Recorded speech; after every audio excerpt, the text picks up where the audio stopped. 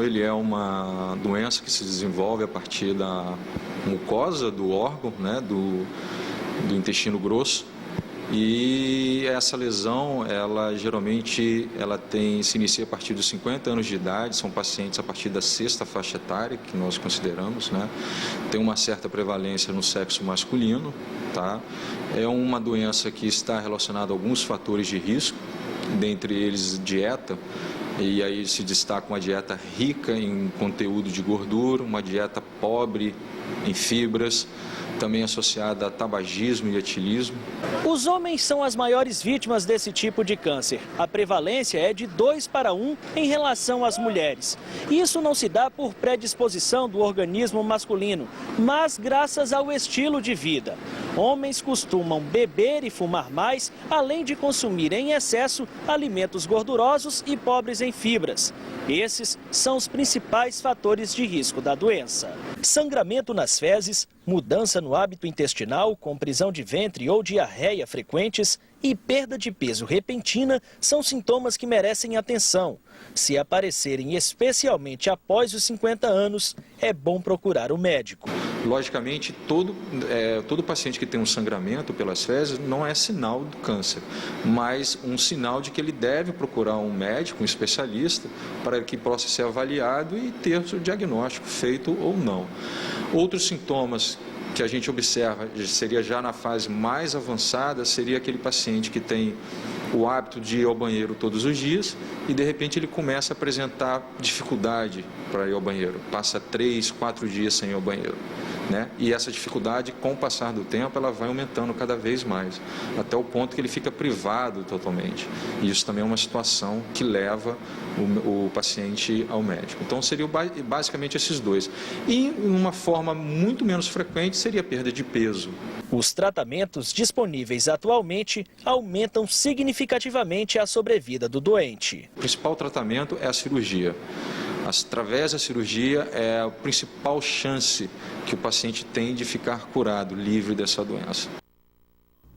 Se você tem dúvida, quer saber mais sobre essa doença, como prevenir, você pode mandar a sua mensagem de texto ou a sua pergunta pelo telefone, porque nós estamos recebendo aqui o doutor Edilson Carvalho, que é cirurgião gastrointestinal do Hospital São Marcos. Boa tarde. Boa tarde, Amadeu. Boa tarde, Ali. Boa tarde. Muito obrigado pela presença.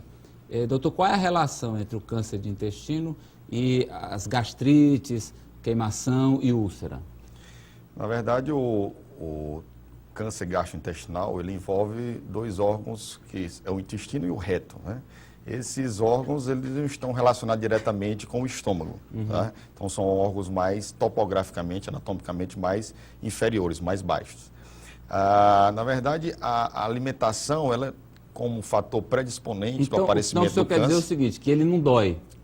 Pode doer, mas no estágio já avançado, né? Não significa que eu tenho uma dor abdominal como uma gastrite, que é uma dor mais alta, isso significa que é câncer, né? Não, é diferente. Talvez as causas da gastrite, elas podem predispor também ao aparecimento do câncer, que é o erro alimentar, como foi falado, né? Principalmente quando você tem a exacerbação do uso de alimentos, principalmente alimentos com gordura animal, né? Enlatados, embutidos, álcool, fumo, que isso é normalmente comum a todos os tipos de câncer, não só o câncer gastrointestinal. E como todo câncer, quanto mais cedo é descoberto, mais fácil tratar. Hoje, para falar em cura de câncer, a gente tem que falar em dois termos, que é a prevenção, né? E o diagnóstico precoce. Então, a prevenção do câncer gastrointestinal ela é muito simples. Como falado, a maioria das pessoas tem um baixo risco. O que é que significa o baixo risco? Que é um risco populacional. Tá? Então, acima de 50 anos, nós começamos a ter um risco, a aumentar o risco do aparecimento de neoplasias, assim como o câncer gastrointestinal, o câncer de cólon, o câncer intestinal. Então, a partir de você completar 50 anos, você tem que procurar o especialista e fazer um exame de triagem, que é a pesquisa de sangue oculto nas preventivo. fezes. Um exame preventivo, do mesmo jeito que tem aos 40 anos, procurar do jeito que a mulher faz da mama, o homem faz da próstata. Com 50 anos, todo cidadão, aí, homem e mulher, precisa procurar o especialista para fazer um exame chamado pesquisa de sangue oculto nas fezes. Essa pesquisa, se positivo, você tem que fazer uma complementação, que é o exame da colonoscopia ou retossigmoidoscopia. Tá? Então, um exame de fezes só específico para a detecção disso. Então, em todos os casos, doutor, a questão do estilo de vida é muito determinante para que tenha uma qualidade de vida também melhor. Exatamente. O câncer, de maneira geral, ele não está só relacionado com a alimentação, mas o seu hábito de vida como geral. A diminuição do estresse, atividade física regular, né, são os pilares de uma boa saúde e, consequentemente, uma saúde sem câncer. Independente de ser homem ou mulher, né? Independente de ser homem ou mulher. Agora, uma vez o câncer estabelecido, qual é o tratamento? Então, quando você faz o diagnóstico precoce, né, como falado, através do exame de sangue oculto nas fezes, ou através do exame que é padrão ouro, que é a colonoscopia, Amadeu, é um exame endoscópico realizado através do ânus e você observa, olha, como uma endoscopia digestiva alta, só que você olha pelo ânus e vê todo o intestino, tá? E aí você consegue ver, né, visualizar as chamadas lesões benignas, que são pré-cancerosas, como os pólipos. Tá? Então, a partir do momento que você identifica aquele pólipo, você pode, no momento do exame, retirar aquele pólipo. Porque aquele pólipo, ele pode se transformar em câncer, dependendo do tipo. Tá? E essa transformação não é uma transformação rápida, é uma transformação lenta.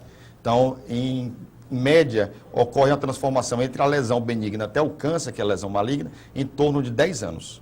Então, se você faz a colonoscopia hoje, se essa colonoscopia for normal, então você está prevenido do câncer intestinal por pelo menos 10 anos. Vamos atender aos telespectadores. O Marcelo pergunta: que tipo de alimento pode prevenir este câncer, doutor? Pronto. Hoje nós sabemos que os alimentos ricos em fibras, principalmente as verduras e as frutas, elas têm uma função muito importante. Por quê?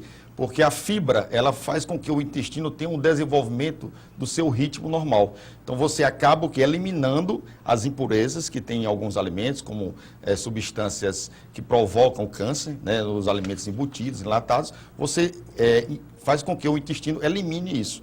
Diferentemente das pessoas que não se alimentam de fibras. Elas acabam tendo um ritmo lento e aquele alimento acaba provocando, prejudicando a mucosa colônica.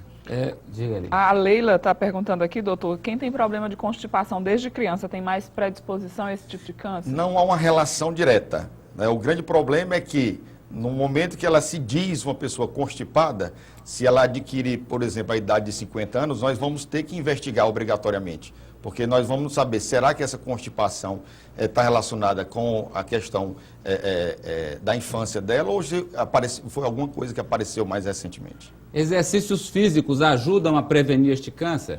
É fundamental, né?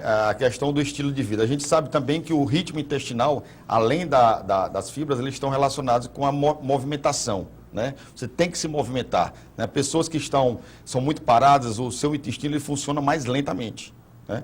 Então, a gente precisa que elas façam algum tipo de atividade física, uma caminhada, um esporte, para que junto com a fibra e principalmente associado também à ingesta de líquido, né? Porque a fibra sozinha ela não funciona como estimulante do intestino. É preciso que ela tenha uma lubrificação para que ocorra a passagem da fezes pelo trânsito colônico. Como uma máquina que precisa dar graxazinha. Dar graxa. Não, só a fibra, eu costumo dizer que só a fibra pode gerar o quê? Uma rolha. Então tem um efeito contrário. Doutor, quero agradecê-lo pela presença aqui com a gente e lembrando que o São Marcos vai realizar aí a residência médica em cirurgia geral lá. Isso. É uma novidade, né? Isso, nós estamos muito orgulhosos desse programa. Então, é o primeiro... Pode falar aí. Dentro da filosofia do hospital, é o primeiro programa de pós-graduação em residência médica, é credenciado pela Comissão Nacional de Residência Médica, do MEC, e que hoje, a partir de hoje, dia 16 de outubro até o dia 30 de outubro, estarão sendo feitas inscrições através do site saomarcos.org.br/residência médica, onde os formandos em medicina e os médicos já formados que queiram realizar a especialização em cirurgia geral, né, possam se dirigir e fazer. Oportunidade. Tem essa oportunidade, sem sair aqui de Teresina. Né? Isso é muito importante. E no dia 30 de novembro, nós vamos ter a nossa prova, que faz parte do processo seletivo, é uma avaliação teórica, onde vai ser classificado onde vão ser classificados os E candidatos. as inscrições começam hoje? A partir de hoje já estão no ar. Até o dia 30. Já temos vários inscritos. Eu quero agradecer, então, pela presença. Eu que agradeço.